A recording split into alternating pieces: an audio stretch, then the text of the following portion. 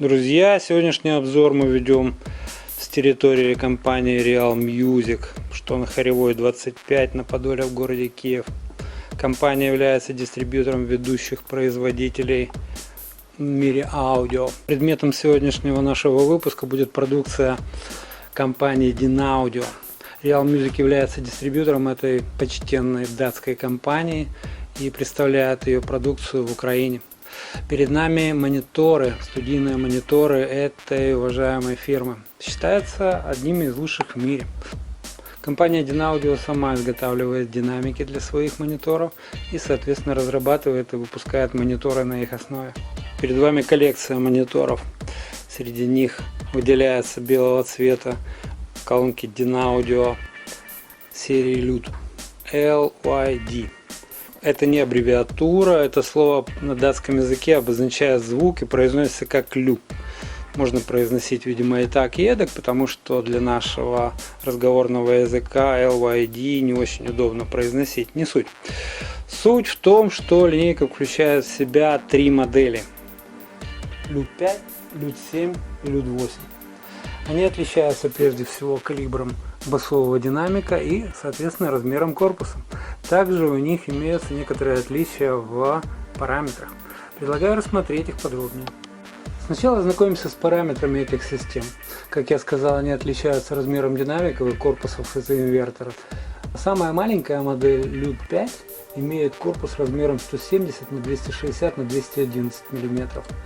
Lute 7 имеет размер корпуса 186 на 320 на 296 мм, и самая большая 8-дюймовая Lute 8 имеет размер 234 на 369 на 328 мм. Также разным является вес акустических систем. Если Lute 5 весит 5,7 кг, один монитор, то Lute 7 весит 8 кг, а Lute 8 весит 10,2 кг. Различной также является максимальное звуковое давление, которое развивает пара этих мониторов с расстояния 1 метр в полусвободном пространстве. Для самой маленькой модели Lute 5 это 106 дБ, для модели Lute 7 это 109 дБ, и для самой большой Lute 8 это 112 дБ. Также различается частота раздела кроссовера, раздела полос кроссоверов. Это для маленькой модели Lute 5 соответственно 5,2 кГц. Для модели Lute 7 4,3 кГц и для модели Lute 8 3,9 кГц. Это происходит от того, что чем больше динамик, тем меньше, уже частотный диапазон сверху он может обеспечить. А твиттеры здесь использованы 28-мм купольные твиттеры, которые легко подхватывают сигнал, в частности от 3,9 кГц, конечно, уж подавно от 5 и более кГц. Рассмотрим отличительные черты этой линейки мониторов Dynaudio. Итак, линейка LYD отличается от предыдущей, это новым DSP контроллером, то есть Digital Signal Processing, более современным, который позволяет более точно разделить полосы и управлять акустической системой, привнесены некоторые новые функции. Мониторы Dynaudio серии LYD представляют собой двухполосные мониторы в акустическом оформлении фазоинвертор, предназначенные для ближнего и среднего поля. Каждая модель имеет низкочастотный динамик соответственного размера 5, 7 или 8 дюймов и 28-мм купольный твиттер с стильным куполом. Порт фазоинвертора у всех трех моделей выведен назад. Вот вы его видите, он такой сложной формы. Также на задней панели расположена панель коммутации и управления этой акустической системой. Во всех трех моделях применена алюминиевая звуковая катушка и провод. Таким образом, подвижная система имеет низкую массу, и переходная характеристика от этого является быстрой и точной. На передней панели вы видите вуфер с диффузором и пылезащитным колпачком из магниево-силикатного полимера и твиттер, который защищен триподом металлическим, он служит для защиты от механических повреждений твиттеров. Сам купол выполнен из ткани, не уточняет производитель какой. На задней панели каждого монитора мы видим гнездо для подключения сетевого кабеля и включатель питания. Также представлены два входных интерфейса, оба аналоговые, только один балансный, представлен разъемом XLR, второй RCA и балансный вход. Рассмотрим работу трехпозиционного переключателя чувствительности входного сигнала. В зависимости от уровня выходного сигнала вашего источника вы можете выбрать параметр, который оптимизирует усиление монитора. Он имеет три положения. Это плюс 6 дБ, которое соответствует 0 dBu или 0,75 вольта, 0 дБ, второе положение, или плюс 6 dBu, что равняется 1,5 вольта максимального, или минус 6 дБ, которые соответствуют плюс 12 dBu или 3,1 вольта максимально. Если вы используете профессиональные интерфейсы с максимальным выходом плюс 20 dBu или более, то установка минус 6 дБ на мониторе является подходящим вариантом для вас. А если вы используете бытовое оборудование с невысоким выходным уровнем, минус 10 dBV, например, номинального уровня, то установка плюс дБ позволит вам более полно использовать возможности этих удивительных мониторов. Поскольку большинство профессиональных микшеров, как правило, имеют относительно невысокий уровень выходного сигнала, это рабочие 70-85 дБ, то можно использовать наибольшее расширение басового диапазона на минус 10 Гц. По мере увеличения громкости воспроизведения, возможно, потребуется уменьшить количество баса для того, чтобы предотвратить перегрузку громкоговорителя.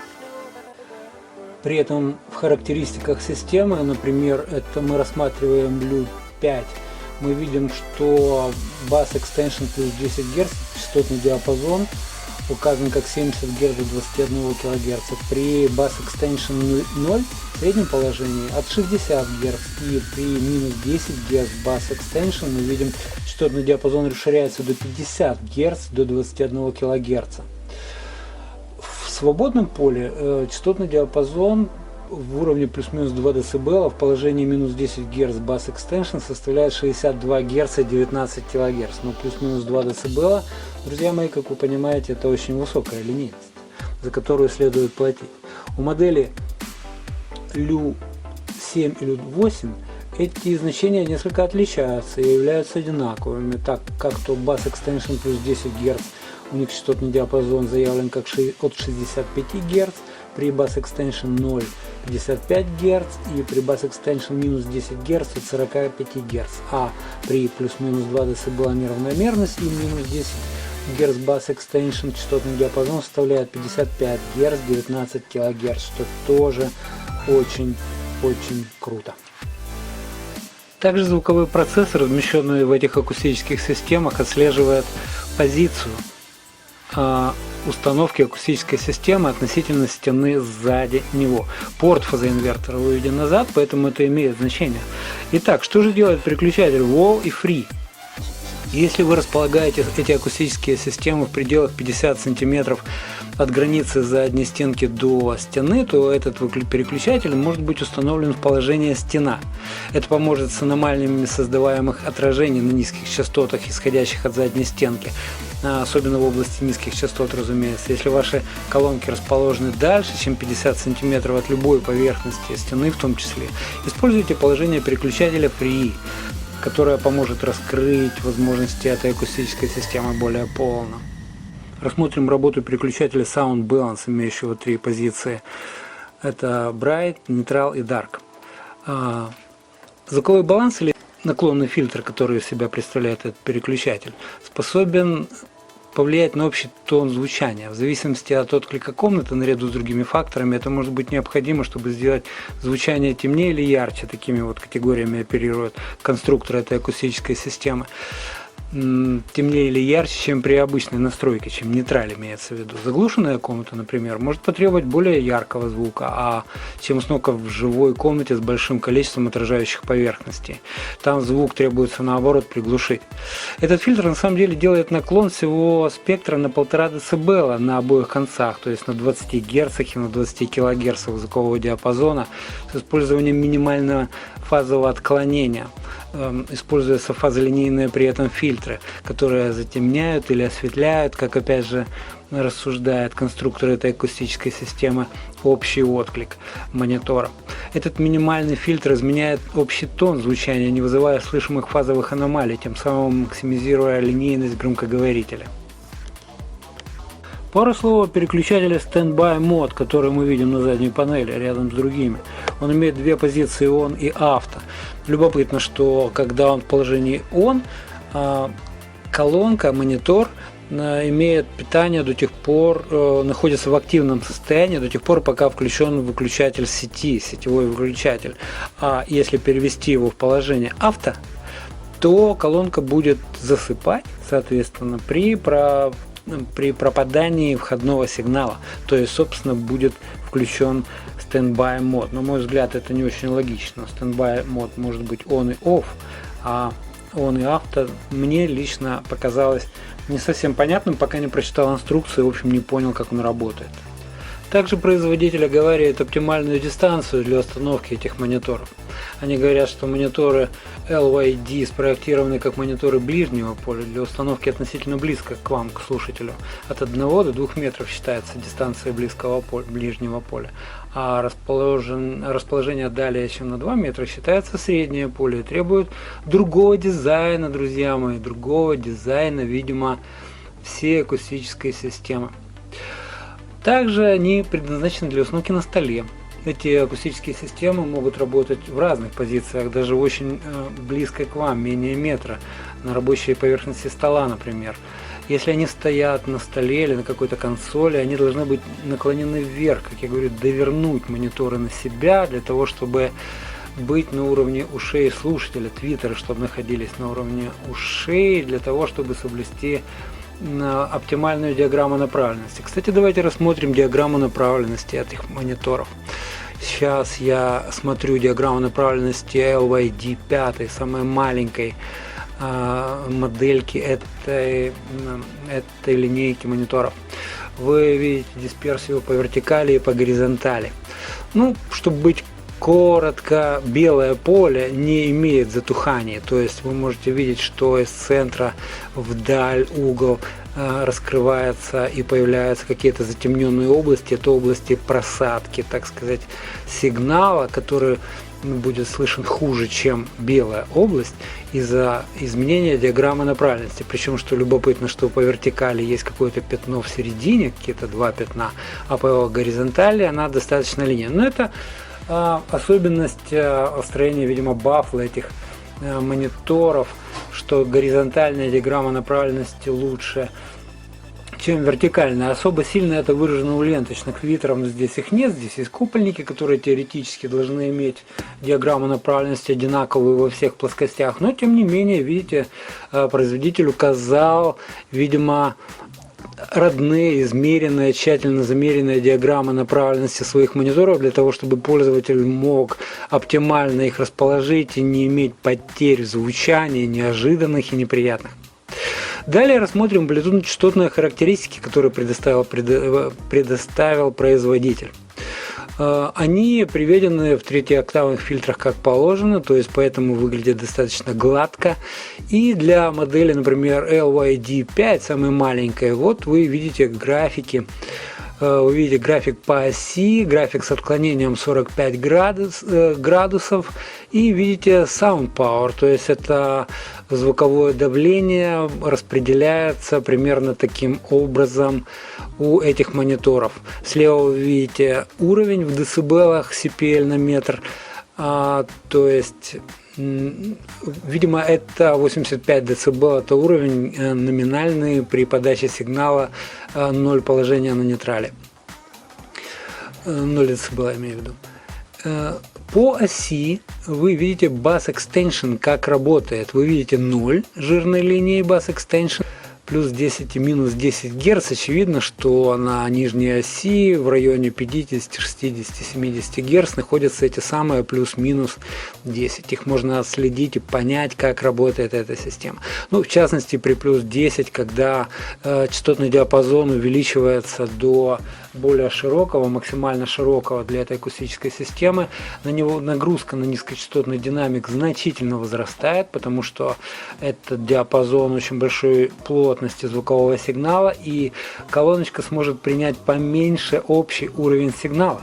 Поэтому мы говорили о том, что при установке Bass Extension переключателя, следует иметь в виду, собираетесь ли вы эксплуатировать эту колонку на большом уровне сигналов, вообще звуковых давлений, или на умеренных, или на совсем низких. Там можно диапазон расширить значительно сильнее.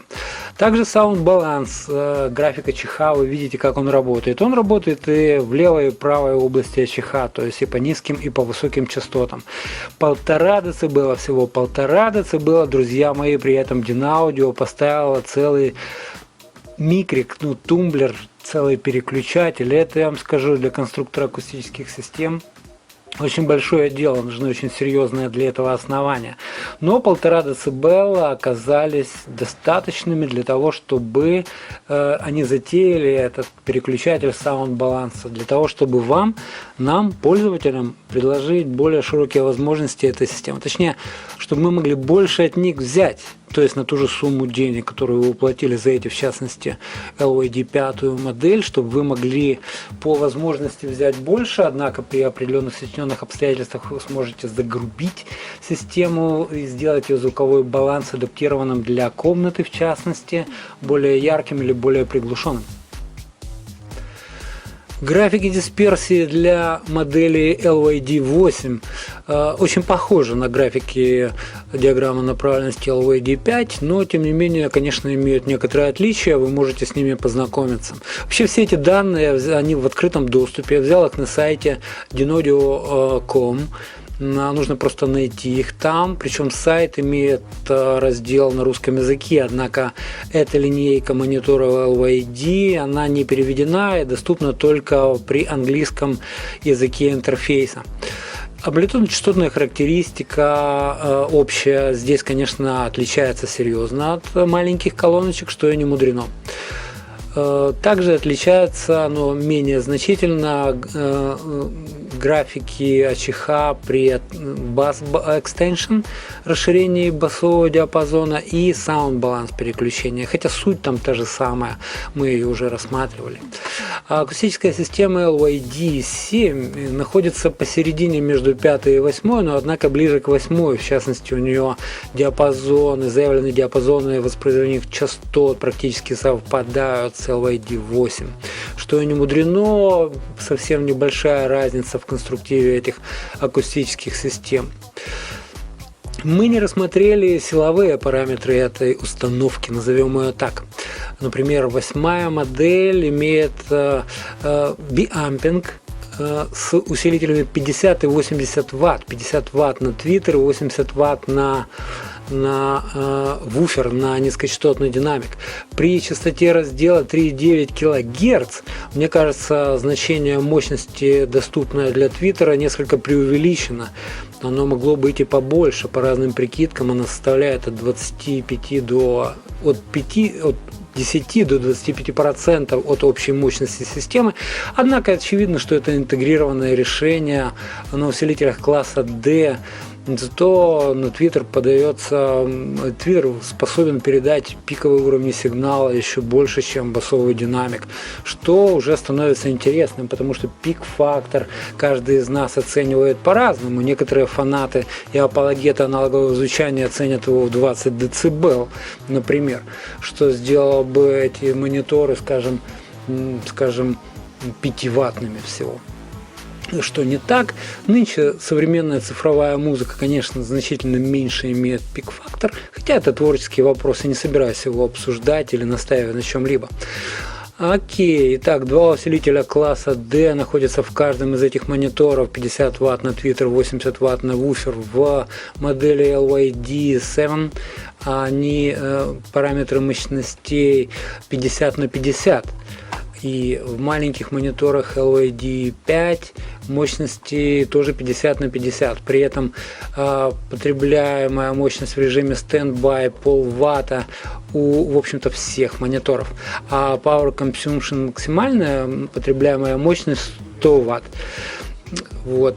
Также необходимо отметить, что эти мониторы снабжены универсальным блоком питания. Ну, мы говорим импульсным блоком питания, который работоспособен от 90 вольт до 230 вольт переменного тока и частоте питающей сети 50-60 Гц. Стандарт для любого континента, друзья мои.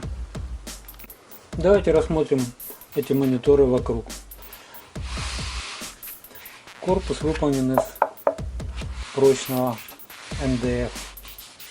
Порт фазоинвертор расположен на задней стороне колонки. Также здесь панель коммутации, бирочка и надпись, что сделано в Дании.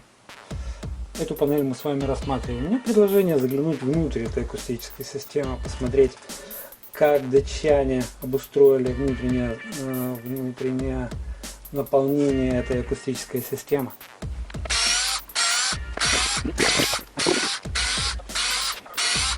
Ну-ка посмотрим, что спряталось за такой красивой приборной панелью. А спряталась, дорогие друзья, начинка, которую в принципе и следовало ожидать. Очень качественный монтаж плат. Плат несколько, плат 3. Очевидно, они разделены на DSP и усилители оконечные. Все тщательно экранировано, все промазано. Вот разъем залит, например, для того, чтобы не было экскурсии воздуха через места соединения. Все шнуры одеты в чехольчики, видите, и здесь из поролона. По бокам мы видим депфирующий материал. Давайте-ка заглянем внутрь. Мы видим три платы. Это плата блока питания, это плата, очевидно, усилителей мощности, это плата DSP, собственно, цифрового контроллера. Сейчас я хочу измерить кривую импеданса, чтобы понять настройку порта фазоинвертора. Порт фазоинвертора здесь щелевой, рупорной расширяющейся формы. Такая форма позволяет сэкономить объем пространства, занимаемого портом, в то же время не потерять в эффективности. Единственное, появляется вероятность появления вихревых шумов, турбулентных так называемых, но я думаю, что конструкторы Dynaaudio тщательно все рассчитали, и этих вихревых шумов там, конечно же, нет. То есть порт уникальный, классный, грамотный и отличный. Но вот на какую частоту он настроен, собственно, сейчас я предлагаю померить и посмотреть. Я подключил, отсоединил клеммы динамика низких частот, подключил их к своему проводу измерительной техники, карты, которая подключена к компьютеру, на котором мы увидим, собственно, значение этой кривой. Сейчас я соберу систему, ее необходимо закрыть и вернусь к обзору. Вот система собрана, провод уходит в колонку, там он напрямую подключается к низкочастотному динамику, подключается к звуковой карте и выводится на компьютер, на котором сейчас будет отображена кривая импеданса этой системы. Ну-ка померяем. Вы слышали характерный звук, возможно. И увидели, собственно, график импеданса этой системы. Можно сказать, что минимум ее приходится, если по Z по минимуму здесь мерить, 68, 69, 71, 70. Вот, примерно 44-90, то есть грубо 45 Гц. Это частота настройки резонатора этой системы, это LUD7, напомню. А что это значит? Это значит, что от этой частоты можно, в принципе, планировать линейную ОЧХ всей акустической системы, но при определенных обстоятельствах. В частности, вот даташит или спек на эту акустическую систему, из нее видно, что переключателем плюс-минус 10 Гц Bass Extension можно достигнуть 45 Гц и не менее цифра тут не названа. Очевидно, что это как-то связано, естественно, с частотой настройки порта фазоинвертора. Что это значит? Это значит, что порт настроен неплохо, то есть оба горба явно выражены, то есть не находятся вне зоны резонансной частоты самого динамика. Порт настроен, можно сказать, оптимально и звучать должен довольно здорово, по басам я имею в виду. В принципе, при цифровых кроссоверах, которые здесь применены, можно достигнуть подобного эффекта, вообще подвесив динамик на шнурке в воздухе. Но бас, полученный акустическим методом, методом резонанса, методом резонатора, которым является ящик фазоинвертор, является более натуральным для нашего уха. Может быть, он даже несколько украшает звук какими-то подгуживаниями и так далее, но тем не менее он нами воспринимается более натурально, чем выхолощенный бас, полученный цифровым методом. Это как резиновая женщина и не резиновая женщина. Таким образом, друзья, мы посмотрели настройку порта фазоинвертора, которую я считаю одним из основных параметров акустической системы. Внутри нас ждет вот такая вот, друзья мои, красота. Вдали виден вуфер, то есть низкочастотный динамик. Твиттера мы отсюда с такого ракурса не увидим.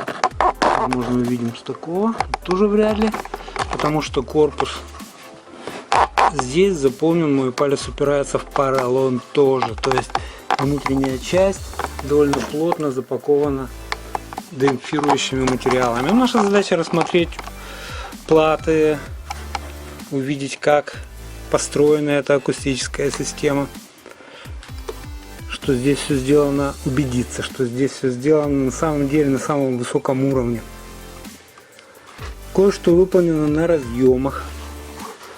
Например, низкочастотный динамик подключен на разъеме, и другие, и твиттер, скорее всего, и питание подается на разъеме. Где блок питания? Здесь. Да, здесь, скорее всего, блок питания находится. Короче говоря, система, безусловно, высочайшего класса, чего следовало ожидать, и в расчете на что я ее и разбирал. Не будем искушать судьбу и злоупотреблять доверием, которое мне выразили дистрибьюторы этой системы. Соберу колонку и вернемся к обзору. Сейчас я предлагаю послушать розовый шум на всех трех колонках последовательно, для того, чтобы вы услышали разницу на этом нейтральном абсолютно шуме. Писать мы будем на Zoom. Вот он находится здесь и находится на равном удалении от всех мониторов. Переключать я буду на панели. Я вам ее показываю для того, чтобы вы увидели, какая колонка в данный момент работает. У нас есть Люд 5, Люд 7 и Люд 8. Для начала я включу розовый шум, для того, чтобы вы могли оценить на каждом мониторе его звучание.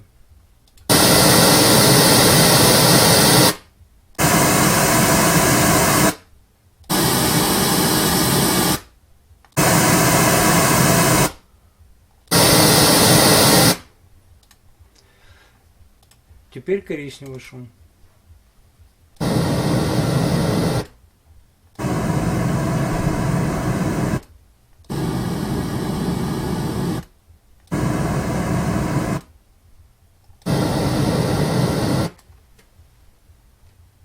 Теперь в конце мы послушаем музыку из произвольно набранных композиций на каждой из этих колонок. Опять же, я наведу фокус на панель управления, чтобы вы могли видеть, какая акустическая система работает в данный момент.